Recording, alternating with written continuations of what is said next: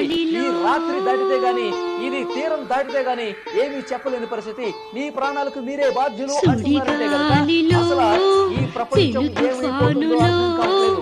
చీకట్లో మగ్గిపోతున్నారు. పెద్ద పెద్ద కరెంటు స్తంభాలు కూడా చెట్లు విరిగిపోయి వైర్లన్నీ కూడా తెగిపోయి అమెరికాలో ఫ్లోరిడాలోని చాలా ప్రాంతాలు ఉన్నాయి.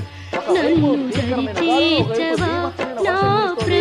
అమెరికాలో గతంలో ఎప్పుడు చూడని విధంగా ఈ విధంగా గాలి వాన, అలాగే భారీ వర్షం నమోదవుతున్న నేపథ్యంలో స్థానికులు తీవ్రంగా ఇబ్బంది పడుతున్నారు. ఒకవైపు ఆఫీసులు మూసేశారు, ఒకవైపు స్కూళ్లు మూసేశారు, మరొకవైపు షాపింగ్ కాంప్లెక్స్ కూడా నిత్యావసర వస్తువులు కూడా కొనుగోలు చేయలేని విధంగా పరిస్థితి తయారైంది. మరోవైపు రోడ్ల మీదకి రావాలంటేనే ఎటు చూసినా భారీ వర్షం పడుతుంది. ఎటు చూసినా రోడ్లన్నీ నిండా మునిగిపోయి వాటర్ కనిపిస్తుంది. ఇంకా లోతట్టు ప్రాంతాల నుంచి పూర్తి స్థాయిలో పైనుంచి వస్తున్నటువంటి వరద ఇళ్లలో కూడా వచ్చేస్తుంది. సో ఏం చేయలేని పరిస్థితి కనిపిస్తుంది.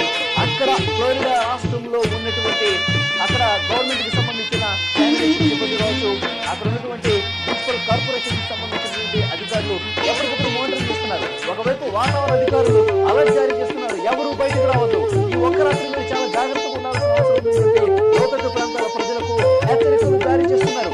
ఎప్పుడు చూడని విధంగా 350 మైళ్ళ వేగంతో భీకర గాలులు వీస్తున్న నేపథ్యంలో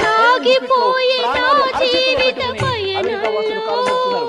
ఇంతకు ముందే క్యూబా దేశంలో పూర్తిగా భీకర గాలులు వచ్చేసి ఒక దగ్గర పెట్రోల్ పంపే టాప్ లేచిపోయినటువంటి పరిస్థితి.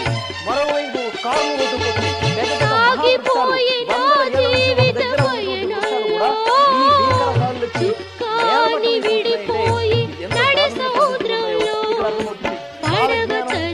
మహర్షులు చెప్పినట్టుగా యుగాంతం ఎంతో సమయంలో లేదు. ఎందుకంటే చైనాలో వచ్చిన గాలులు మనం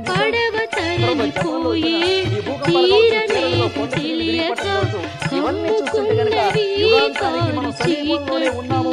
శాస్త్రవేత్తలు అత్యంత మొదలుపడుతున్నటువంటి సిచ్యువేషన్ గా చెప్పాలి. ఎందుకంటే చాలా దారుణమైన విపత్తులు చోటు చేసుకున్నాయి. సో ఈ విపత్తులకు కారణం ఏమనిపిస్తుంది? ఈ విపత్తులలో వెనక ఏదైనా రహస్యం దాగి ఉందా? మానవుడు చేసినటువంటి తప్పిదాలే ఈ యుగాంతానికి కారణమా అన్నది ఎందుకంటే ఎక్కడన్నా అల్పదూరం ఏర్పడితే వాయుగుండంగా మారుతుంది, వాయుగుండంగా తుఫానుగా మారుతుంది. ఇది సాధారణంగా ప్రక్రియ. కానీ ఈ తుఫానులో కూడా పెను తుఫాను ఏర్పడి ప్రస్తుతం హెలెన్ తుఫాను అభివృద్ధి. పెను తుఫానుకి మించిన గాలులు వీస్తున్నాయంటే ఈ ప్రపంచానికి సమయం దగ్గర పడిందని చెప్పి శాస్త్రవేత్తలు చాలా ఆలోచిస్తూ ఉన్నారు, మొదలు పడుతున్న పరిస్థితి. విజువల్స్ చాలా స్పష్టంగా చూస్తున్నారు. పెద్ద పెద్ద చెట్లు ఎంత చిగురుటాకులా వదిలిపోతున్న పరిస్థితి. అపార్ట్మెంట్లు కూడా వర్షం దానికి పూర్తిగా జలమయమైన పరిస్థితి. కార్లు ఓడిపోతున్నాయి, బైకులు ఓడిపోతున్నాయి, కొన్ని దగ్గర బ్రిడ్జ్లు కూడా కొట్టుకుపోతున్నాయి. అంధకారం అయిపోయినటువంటి పరిస్థితి ఉంది. సో డెఫినెట్ గా శాస్త్రవేత్తలు దీని మీద ఆలోచన చేయాలని చెప్పి పెద్ద ఎత్తున ఒక డిమాండ్ కూడా వినిపిస్తోంది.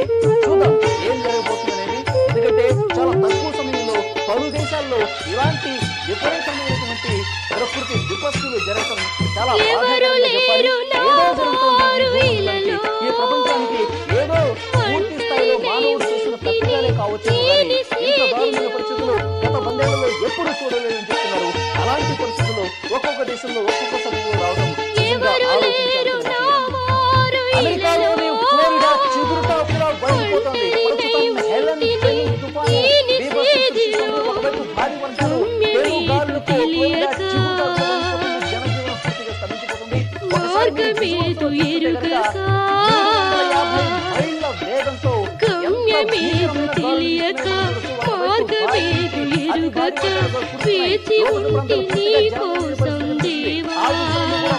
పరిస్థితుంది. 2 రోజులుగా ఈ తుఫాన్ అనేది తుఫాను కాదు, పెను తుఫాను అని చెప్పాలి. ఎందుకంటే 350 మైళ్ళ వేగంతో గాలులంటే ఇంతకుముందు ఎప్పుడు దశాబ్దకాలంలో ఎప్పుడు చూడని పెను తుఫానుగా తెలుస్తూ ఉన్నారు. దశాబ్దకాలంలో ఒక్కసారి కూడా ఇంత బలమైనటువంటి గాలులు, పెను వర్షం పడ్డ పరిస్థితి లేదు. ఎందుకంటే అమెరికా వాసులు ఎప్పుడు కూడా ఇంత భీకరమైన గాలి చూడలేదు. అసలు ప్రపంచం ఎటువైపు పోతుందో కొంత ఆందోళన అమెరికా వాసులు వ్యక్తమవుతుంది. ఇప్పటికే మెక్సికో దేశాల్లో నేను బీభత్సం సృష్టించింది. 100 కిలోమీటర్ల వేగంతో గాలులు వీస్తున్నాయి. ఒకవైపు కార్లు, బైకులు, ఇళ్లు కూడా కొట్టుకుపోతున్నాయి. ఆ గాలి వేగానికి ఇళ్ల పైకప్పులు కూడా కొట్టుకుపోయి పూర్తిగా ఫస్ట్ ఫ్లోర్, సెకండ్ ఫ్లోర్ వరకు భారీ వర్షాలు వస్తున్నాయంటే అసలు ఎటు పోతుందో ఈ ప్రపంచం అర్థం